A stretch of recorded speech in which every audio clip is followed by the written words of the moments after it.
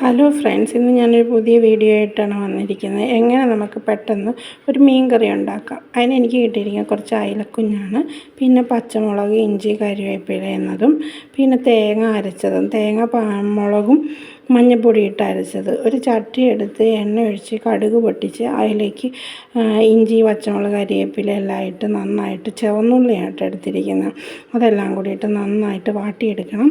വാട്ടിയെടുത്തതിന് ശേഷം നമ്മുടെ ഈ അരപ്പ് തേങ്ങയും മുളക് പൊടിയും മഞ്ഞൾപ്പൊടി ഉപ്പും ചേർത്ത് അരച്ച് നല്ല പേസ്റ്റാക്കി എടുത്തതാണ്. അതും കൂടി ഇട്ട് നന്നായിട്ട് അതിലെ പച്ചക്കുത്ത് മാറി എണ്ണ തെളിയുന്ന വരെ നന്നായിട്ട് വാട്ടിക്കൊണ്ടിരിക്കുക, ഇളക്കിക്കൊണ്ടിരിക്കുക.